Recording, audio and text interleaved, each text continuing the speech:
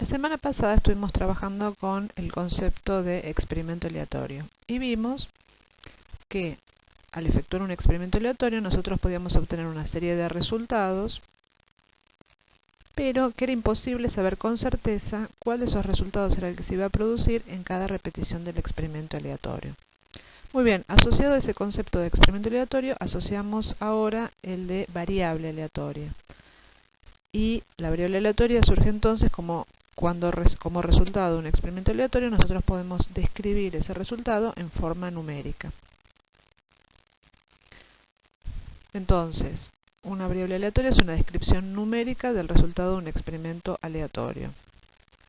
Como ya dijimos, como cualquier resultado de un experimento aleatorio, es imposible saber de antemano cuál es el valor que va a tomar en cada repetición. Y definimos dominio de una variable aleatoria como el rango de valores posibles que esta variable puede tomar. Por ejemplo, si yo tiro un dado, esto es un experimento aleatorio, no sé con certeza qué número va a salir, pero puedo describir el resultado del experimento aleatorio con una cantidad numérica. Por lo tanto, el número que se obtiene al tirar un dado es una variable aleatoria y su dominio son los números enteros comprendidos entre 1 y 6.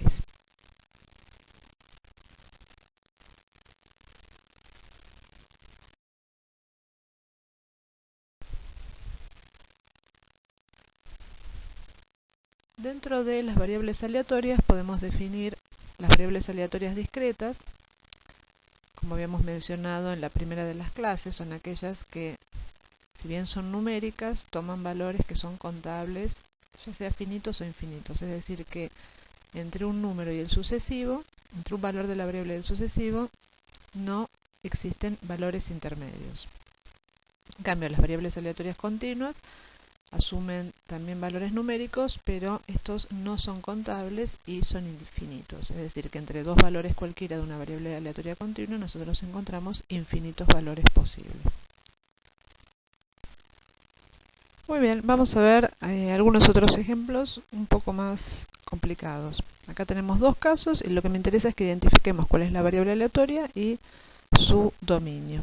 Tenemos dos experimentos aleatorios. En el primer caso, el planteo es que intentamos responder por azar un examen de tipo multiple choice de 16 preguntas y nos interesa contar el número de respuestas correctas. Y cada una de las preguntas de ese examen tiene 5 ítems, 5 opciones de las cuales una es correcta. Muy bien. El experimento aleatorio en este caso consiste en responder por azar, con lo cual nosotros no sabemos a priori qué cantidad de respuestas correctas va a tener cada uno de nuestros intentos. Esta característica, entonces, la cantidad de respuestas correctas, es nuestra variable aleatoria. Y el dominio, que son los valores posibles que puede tomar, son los números enteros comprendidos entre 0 y 16, ya que la peor situación sería que ninguna de las respuestas de nuestro examen sea correcta, con lo cual la variable tomaría el valor de 0, y la mejor de las situaciones sería 16 respuestas correctas. En el segundo caso, nos interesa contar el número de larvas muertas luego de la aplicación de un herbicida en un lote de 50 larvas. Y como dato adicional tenemos que la tasa de mortalidad es del 10%. Entonces, de nuevo, un experimento aleatorio porque frente a una pecera con 50 larvas, si nosotros agregamos el herbicida, no sabemos con certeza cuántas larvas van a morir. Entonces, la cantidad de larvas muertas sería nuestra variable aleatoria, que obviamente toma valores numéricos, y estos valores numéricos están comprendidos entre 0 y 50, es decir, que ese sería el dominio de la variable aleatoria. Fíjense que entonces, en este último caso, por ejemplo, el rango de valores posibles es de 0 a 50. Ahora la pregunta que podríamos hacernos es, ¿todos tendrían la misma probabilidad? ¿Va a ser tan esperable que no muera ninguna larva a que mueran 50? Tenemos un dato acá en el enunciado que es la tasa de mortalidad del 10%. Entonces, este 10% es una probabilidad. Recordemos lo que vimos la clase pasada, ¿sí? Es cuán esperable es que se produzca determinado evento, en este caso que la larva muera. Si tenemos como dato conocido que la tasa de mortalidad es del 10%, por empezar, el 10% de 50 serían 5 larvas. Esto es una probabilidad, es decir, que no tenemos certeza de que de cada 50 larvas 5 mueran, sino que esperamos que de cada 50 larvas mueran 5. Por lo tanto, y volviendo a la discusión acerca de las probabilidades, esperaríamos además que los valores de la variable cercanos a 5 sean mucho más probables que los que están más alejados. Traducido numéricamente, la probabilidad de que las 50 larvas mueran sería muy baja, si bien no es imposible. En cambio, la probabilidad de que mueran, por ejemplo, 5 larvas debería ser bastante más alta.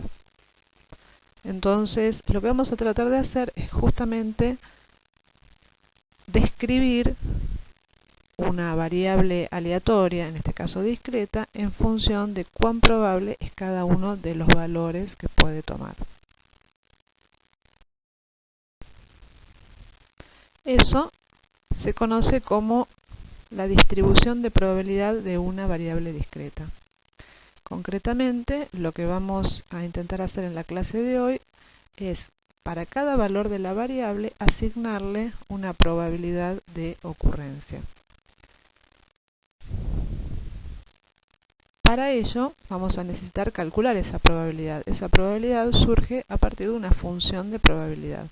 La función de probabilidad puede ser de muy diversa índole, puede ser un procedimiento, una fórmula, una regla de cálculo, y es el mecanismo que nos permite obtener el valor de probabilidad.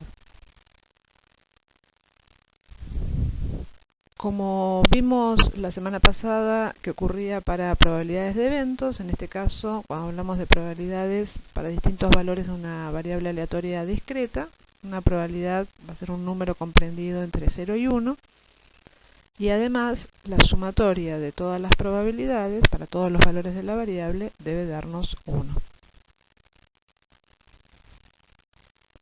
Adicionalmente, podemos construir una función de distribución de probabilidad, f mayúscula, que es el equivalente a las frecuencias acumuladas que veíamos en estadística descriptiva. Recordemos, en la primera clase, cuando vimos distribuciones de frecuencias, construíamos tablas donde teníamos la primera columna que respondía a la variable, después una segunda columna de, por ejemplo, frecuencias absolutas, y luego podíamos armar columnas de frecuencias acumuladas. Acá la idea va a ser similar, solamente que en vez de estar trabajando a nivel de muestra, con un conjunto finito de datos, que los contabilizamos y armamos las frecuencias, estamos trabajando con probabilidades.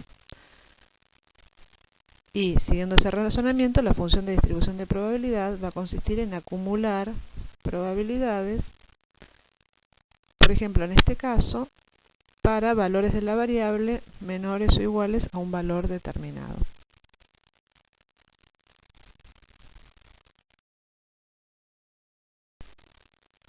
Muy bien, vamos a tratar de aplicar lo que acabamos de ver. La idea entonces va a ser construir, armar una distribución de probabilidades. Para ello nos vamos a basar en un caso muy sencillo, donde el experimento aleatorio consiste en tirar dos monedas equilibradas. Cuando uno tira dos monedas, vamos a suponer que las tiramos sucesivamente, puedo tener una diversidad de resultados posibles, por ejemplo, que la primera moneda sea cara y la segunda también, que las dos monedas sean seca, o tener una cara y una seca, o una seca y una cara. Estos resultados son los distintos eventos simples que componen mi espacio muestral para este experimento aleatorio. Sin embargo, no constituyen una variable aleatoria. ¿Por qué? Porque dijimos que la variable aleatoria es una expresión numérica que se obtenía como resultado del experimento aleatorio. Entonces deberíamos traducir estos resultados a valores numéricos. Y ahí es donde definimos como x, como nuestra variable aleatoria, por ejemplo, la cantidad de caras observadas cuando se lanzan dos monedas equilibradas. Muy bien. Ahora vamos a ver cómo calculamos probabilidades, pero antes de eso pensemos los valores posibles que puede tomar esta variable. Si yo tiro dos monedas, entonces en un extremo lo que puede ocurrir es que no obtenga ninguna cara, en cuyo caso la variable toma el valor de 0. Podría pasar que obtenga una sola cara, entonces x es igual a 1, o dos caras, x es igual a 2. Esto formalizado sería una tabla de distribución de probabilidades donde entonces el dominio de la variable x estaría entre 0 y 2, y donde esto no constituye aún una distribución de probabilidades, le vamos a asignar a cada uno de estos tres valores una probabilidad de ocurrencia, sabiendo que la suma de las tres probabilidades debe dar 1. Muy bien, ¿cómo hacemos eso? Por empezar, a priori, podríamos suponer que las tres situaciones, 0, 1, 2 caras, tienen la misma chance de ocurrencia. No sonaría razonable, ya que uno podría intuir que obtener una cara debería ser más probable, ya que son dos situaciones posibles, que la primera sea cara y la segunda seca, o al revés. Si esto lo formalizamos en lenguaje de cálculo de probabilidades, como vimos la semana pasada, tenemos este cuadrito que les presento acá. La probabilidad de no observar caras, es decir, que x sea igual a 0, implica que mi primera moneda sea seca y la segunda sea seca. La probabilidad de que la primera moneda sea seca es un medio, obviamente. Que la segunda sea seca también es un medio. Y si quiero que se den estos dos eventos, esto implica una intersección. Y vimos que la intersección entre sucesos responde a la regla del producto, es decir, que debemos multiplicar las probabilidades, un medio por un medio. Recordemos que cuando hablamos del producto debemos pensar si los eventos son independientes o no. Entonces, en este caso, recordemos el concepto de independencia. Cuando tiramos una moneda, el resultado de la primera moneda condiciona o modifica la probabilidad de ocurrencia de cara o de seca en la segunda tirada. Es obvio que no, con lo cual estas dos tiradas son independientes, ¿sí? Resultando una probabilidad final de 1/4 o de 0,25 para 0 caras. Y eso lo colocamos en nuestra tabla. Siguiendo el mismo razonamiento, podemos calcular la probabilidad de observar dos caras, cara y cara, ¿sí? En este caso sería el mismo procedimiento que acabamos de efectuar y el resultado final también sería 0,25, es decir, la probabilidad de que la variable asuma un valor de 2 es de 0,25. Finalmente, el caso que nosotros a priori habíamos dicho que debería ser más probable o más esperable, así resulta ser con una probabilidad de 0,5. Ahora, si desglosamos la probabilidad de observar una cara en los eventos que lo componen, esto implicaría calcular la probabilidad de cara a la primera y seca a la segunda, o al revés, seca a la primera y cara a la segunda. Esto entonces se va a resolver como un medio por un medio, que es la primera secuencia de tiradas, cara seca, un medio por un medio, que sería la segunda secuencia seca cara, y como queremos que ocurra o una situación o la otra, ese o va a implicar la suma de las probabilidades, obteniéndose entonces el resultado propuesto de 0,5. También es interesante que repasemos a esta altura el concepto de eventos incompatibles o mutuamente excluyentes, que era indispensable a la hora de unir sucesos, como en este caso. El hecho de que en una tirada salga cara la primera moneda y seca la segunda es incompatible con seca la primera y cara la segunda. Por eso en este caso directamente sumamos ambas probabilidades. De esta manera construimos nuestra distribución de probabilidades para la variable aleatoria cantidad de caras al tirar dos monedas. Observen que la condición de cierre se cumple, es decir, que la suma de todas las probabilidades nos da 1, y adicionalmente podemos enriquecer esta tabla con la función de distribución f de x, que recordemos consistía en acumular probabilidades. Entonces, los resultados están en la tabla. Interpretemos el valor 0,75, por ejemplo, en el segundo renglón. de las acumuladas resulta de sumar 0,25 más 0,50 y se interpretaría como la probabilidad de obtener a lo sumo una cara al tirar las dos monedas.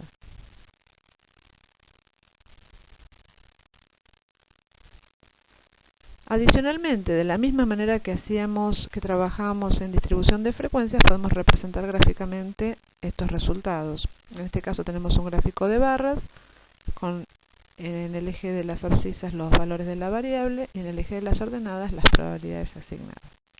Se ve claramente que se trata de una distribución simétrica.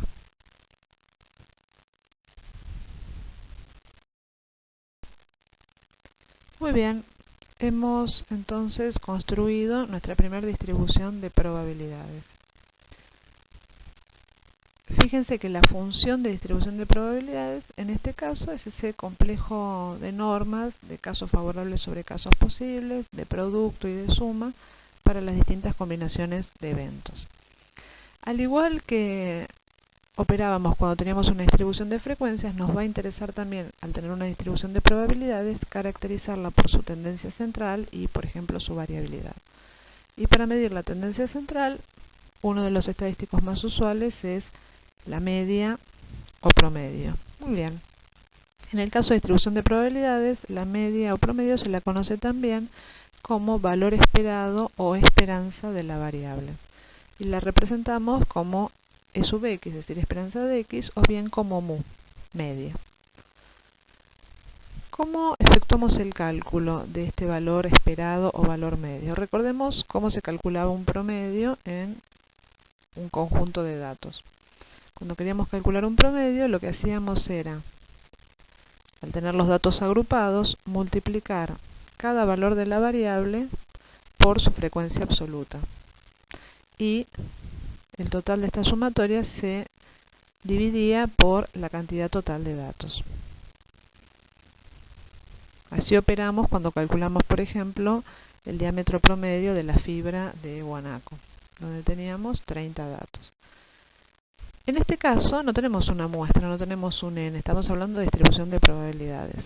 Pero si se fijan, la frecuencia absoluta dividido el n era lo que nosotros describíamos antes como frecuencia relativa, es decir, que esta fórmula la podríamos reemplazar como la sumatoria de cada valor de la variable pesado ponderado por su frecuencia relativa. Recordemos también que vimos la clase pasada, el enfoque frecuencista, donde a medida que el tamaño de la muestra se hacía lo suficientemente grande, veíamos que la frecuencia relativa tendía a la probabilidad. Con esto, ¿qué les quiero decir? Que si reemplazamos la frecuencia relativa por probabilidad, como en este caso, nos va a quedar que la esperanza de una variable aleatoria discreta la podemos calcular como la sumatoria del producto de cada valor de la variable multiplicado por su probabilidad.